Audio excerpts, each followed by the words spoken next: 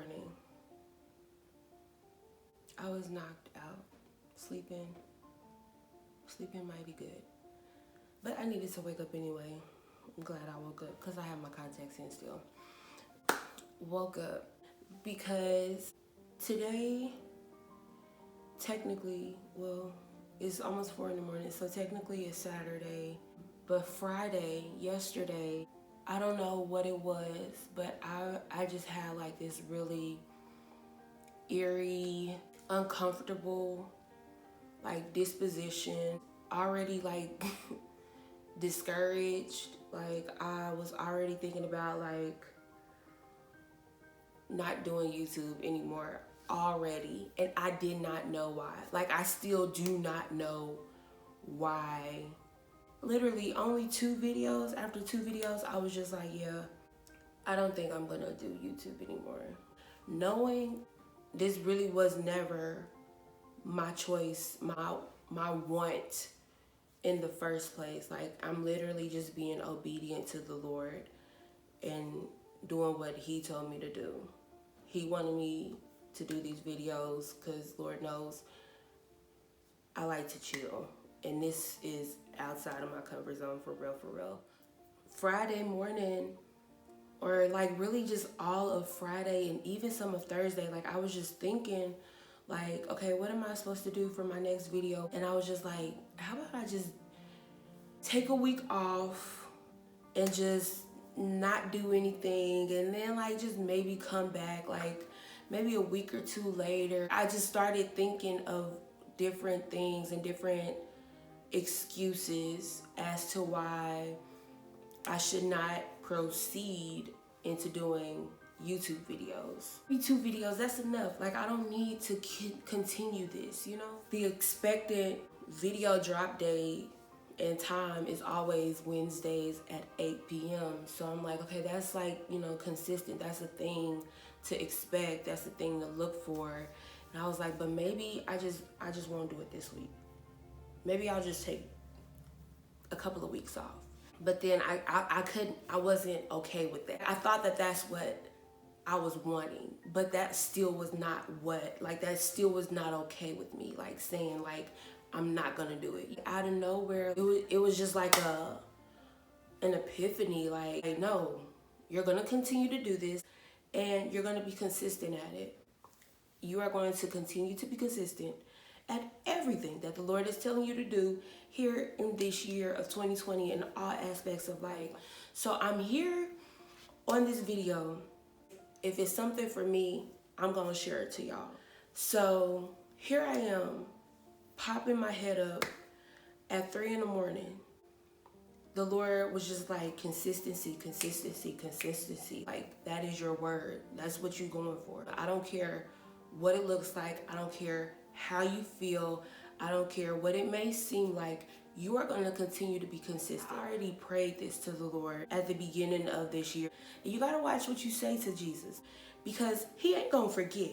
And He going to hold you to what it is that you prayed for. You asked Him for this. I asked Him for consistency, and He ain't letting up. Like he won't let me chill. Not only is it my word for the rest of 2020, but it's our word for the rest of 2020. Whatever it is that the Lord has pressed you to, even if you didn't start it in 2020, you may have started it last year or a couple of years ago or whenever, or even if it was yesterday, you're about to be consistent in it. I'm telling you, you are going to continue to be consistent in everything that you put your heart and your mind to. The Lord has said like that, like popped the word consistency in my head, and I'm just like, no, I don't want to be consistent. Completely honest. I don't feel like that the support is there. I was comparing the views and comparing numbers from the first video to the second video. The Lord was like, what are you comparing? We didn't start this. I didn't bring you to YouTube for this little numbers game. So why are you even worried about the numbers? And right then and there, it was just like a pop in the mouth. He checked me. He was like, we not in this for numbers. That's not why I called you to do this. Like, this is not what you called to do, to check numbers. That's not what we're here for. We're here to spread the word, to encourage, to be transparent, to help people that are going through. It don't matter if you get 4 views on the video. Those are the 4 people that needed to hear this video. Period. I always tell him, whatever words that he gives me, if it touches one life, one heart, one person, my assignment is complete. I'm the type of person that when the Lord tells me stuff, I'm like, okay, you got to show me, like, in the Bible, show me in your word. So I'm like, Jesus, where in the word does it talk about consistency? Because I need confirmation. I need to see confirmation in your word about consistency. In Ephesians chapter 6, verse 9, that the first thing it tells us is, do not be weary. Not only do not be weary, but don't be weary in well doing. If you are doing what the Lord is telling you to do, or what you believe is your passion, your calling, a gift, a talent from the Lord, that is your well doing. Do not grow weary in it just at the beginning.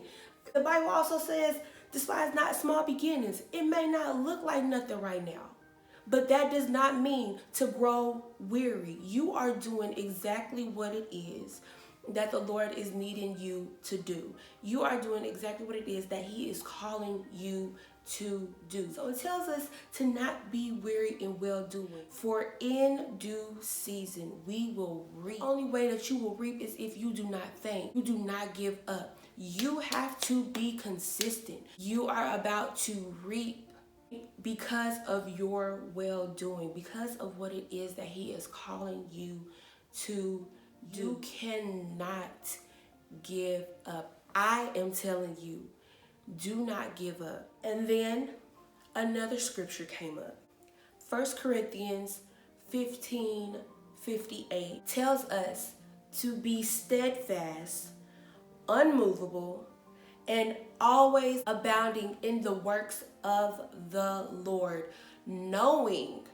So that means you ain't unsure. It's not a shadow of a doubt in your mind, knowing that your work is not going in vain. That part, that helped me, because I know what the Lord is telling me to say is not going in vain, because I'm being obedient to him. So you cannot give up. Again, you cannot give up. You must remain consistent, because you will reap if you faint not. You have to know that your work is not being done in vain. You are about to reach somebody. You cannot stop. Whether it's you're about to open a business, your voice, you're singing, you're about to make a YouTube channel, it don't matter. Whatever it is, I'm rooting for you. And if you feel as if, because I've felt this way, it may look like there's more people rooting against you, or you just don't have that big of a support system.